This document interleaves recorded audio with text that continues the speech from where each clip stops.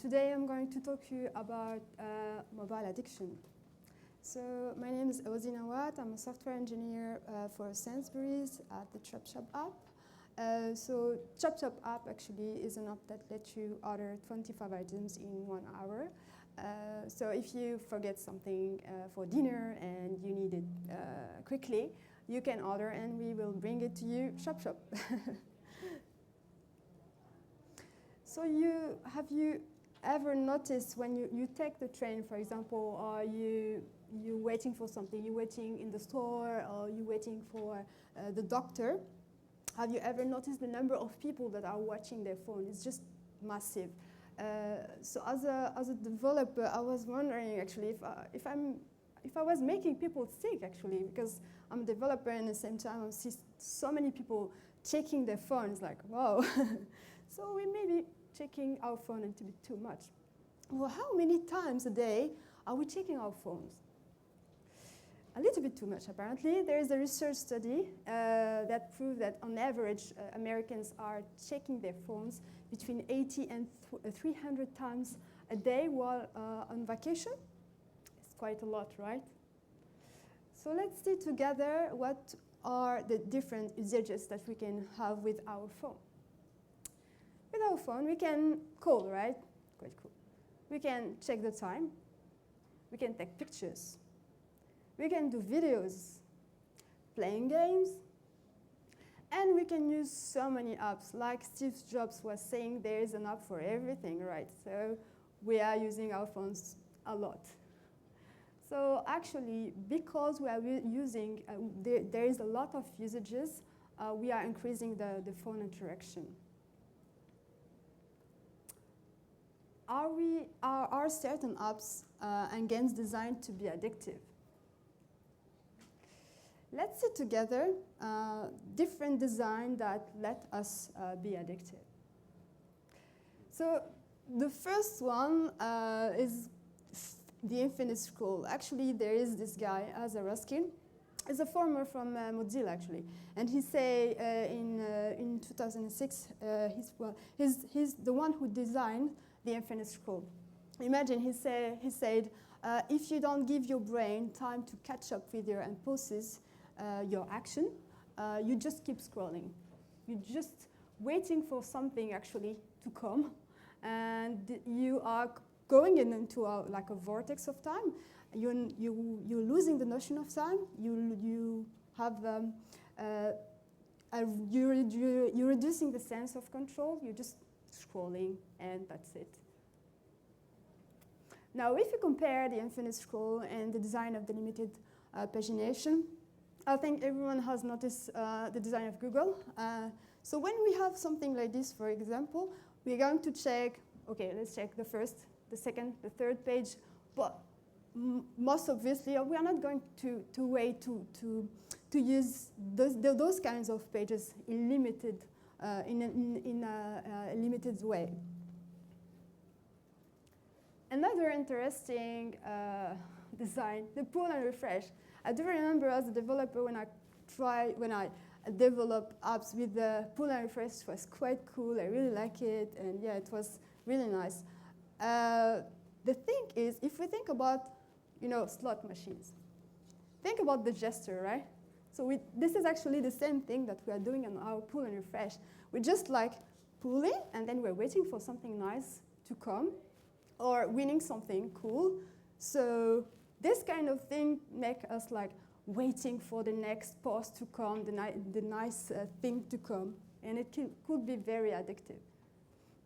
Actually, speaking about predictability, there is this guy, Tristan Harris, a former Google ethist, a former Google design ethist, who say, if it wasn't random, if it was predictably bad or predictably good, then you will not get addicted.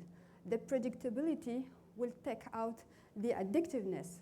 So it's because it's predictable that you're not going to stay, but because it's not, you don't know what's going to be next, so you'll just want to wait to have something nice, to see something nice coming. Another interesting thing is the color, the usage of color. It's amazing. So we have the blue, the green, the red, for example. Everyone knows the color of Twitter. The color of LinkedIn, Facebook is blue. So it's not for nothing, right? Because the blue is for the tranquility, and the green is the symbol of the nature, and the red is the sense of urgency. And guess what? What is the color that we have on notification? Red. On Slack, for example, on a lot of apps, the red is used a little bit, maybe too much, and let us click on their view or anything. I mean. So now if we think about the design on social media, with the likes and shares and retweets. So if we think about, we take the example of Twitter. Likes at the beginning didn't have the like feature. Now they have it. Okay, the like are used a lot. So if you see the number of likes is amazing compared to the retweet. We're using the like and we are sharing emotion actually. And this kind of thing could make us hooked to the app, because we're like, actually, when you are sharing a post, you are waiting for people to like it and to have people noticing you. But when you're posting something and nobody like it, you're like, oh, nobody liked me. It's so sad. And yeah.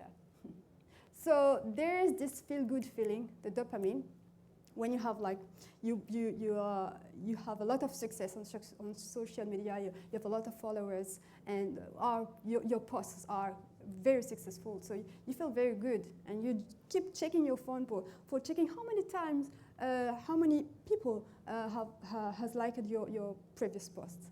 So it's feeding your ego, because you're becoming someone very famous on social media.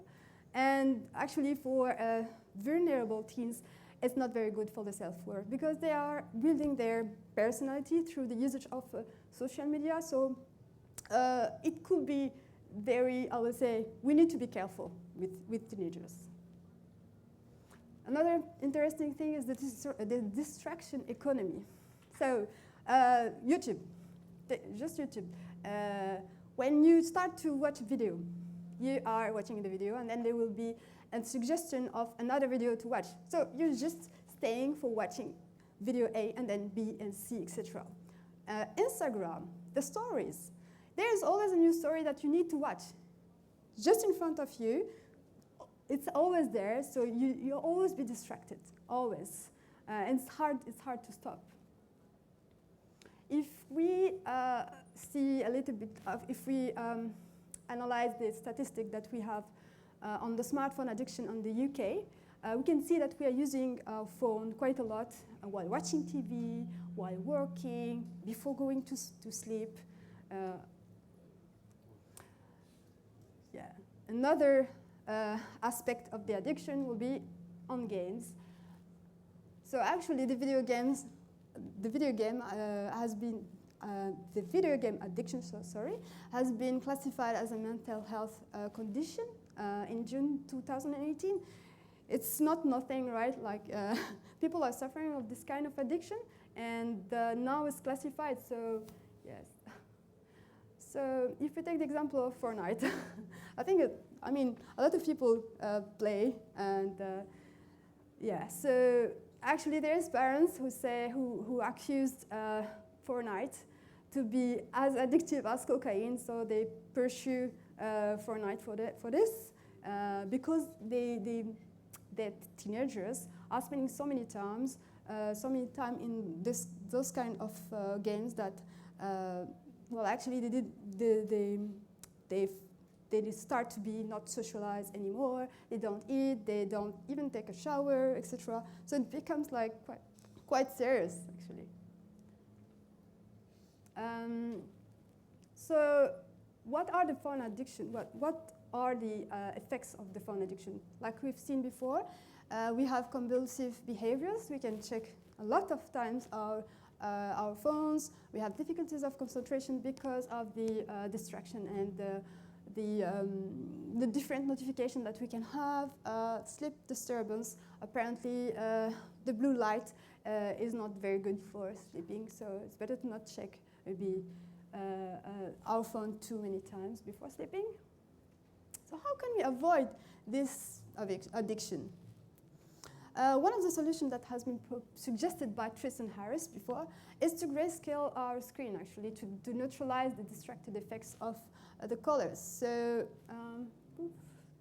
So you can click on developer option, and then you click on simulate color space, and then you choose the monochromacy, and then hey, here we go.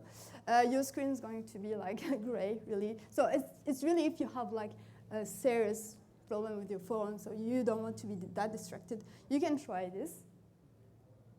You can try as well to turn off non-human interactions, to not be interrupted. Restrict your home screen to your everyday tools. You are using your phone quite a lot, so it's better to choose what are the apps that should be in your home.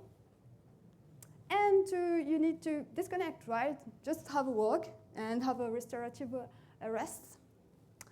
Daydream. Yes, apparently there is neuroscience research from Japan that let us know that boredom can boost our creativity. So get bored because you can be creative. Conclusion. So what we want actually at the end of the day, we want attractive apps, not addictive ones. So I think it's good to think about, to be conscious of the impact of the design, like for example, pull and refresh, infinite scroll, notification, the usage of colors, because they can have a real impact on people's life. And I will finish with a philosophical question that, just for thinking, what is really worth our attention? And that's it for me. Thank you.